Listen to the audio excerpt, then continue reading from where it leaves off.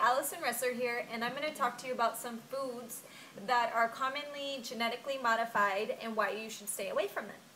So there's one reason why genetic modification is a little bit troubling or disturbing is that there's a lack of information about it. There's a lack of information about how safe it is for human consumption, and in many of these things we're going to talk about, there are tests that have been done on animals, primarily hamsters, rats, and mice, that show that they can be deadly, cause infertility, and things like that.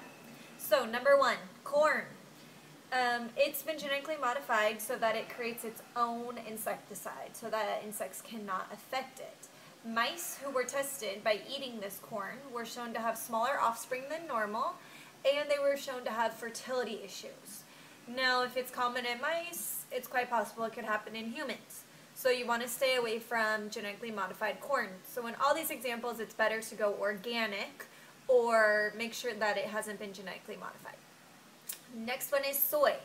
It has been genetically modified so that it's resistant to herbicides. So there's no need for them to spray it now because it already has a strain. The strain of soy already is herbicide resistant. So hamsters were given this soy and they were unable to have offspring, and they had high mortality rates.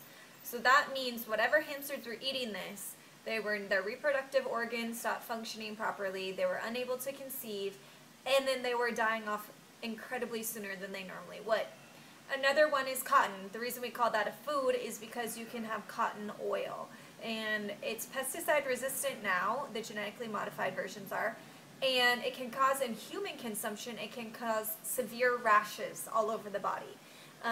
There was a recent issue with this in India where people had rashes that formed all over their whole entire body, so make sure you don't have that. Papayas, they've been genetically modified to be virus resistant. Currently, there are no issues in the United States with humans and consuming these papayas, but I still would be a little bit weary as there hasn't been enough testing done. Rice is another one. It's been genetically modified to be higher in vitamin A, and it has also been shown to have an allergic reaction for people who eat it. So you eat your rice, you can have congestion, you can have rashes, you can have bumps, different things form because it's been genetically modified. Tomatoes, they have been genetically modified to have a longer shelf life. Animals that consume these tomatoes died within a few weeks. I don't know about you guys, but I do not want to eat any tomatoes that are causing a smaller creature to die within a few weeks.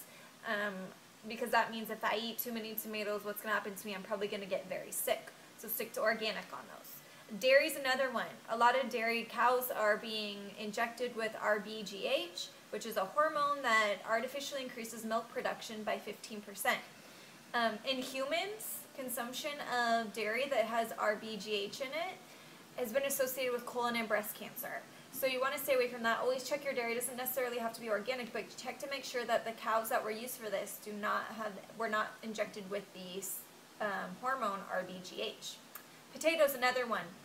They have been injected and they have caused, in animal studies, for the animals who have high levels of toxins. I would give you the whole name, but it's a really big, long scientific name, and I don't know if I will butcher it or not. So studies have been shown that in mice and in rats, there have been high levels of this toxin that just sits in their gut. It's not processing out of the body. Now, when we have high levels of toxins in our body, often cancer occurs or other infectious diseases. So you want to make sure that you don't get any potatoes that have been genetically modified. Peas are another one. They took a gene from kidney beans and put it into peas in order to act as a pesticide.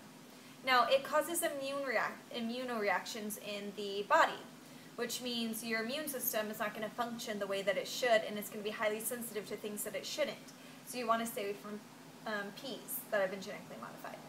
There's also been a disease with the recent genetically modified cases of different fruits and vegetables.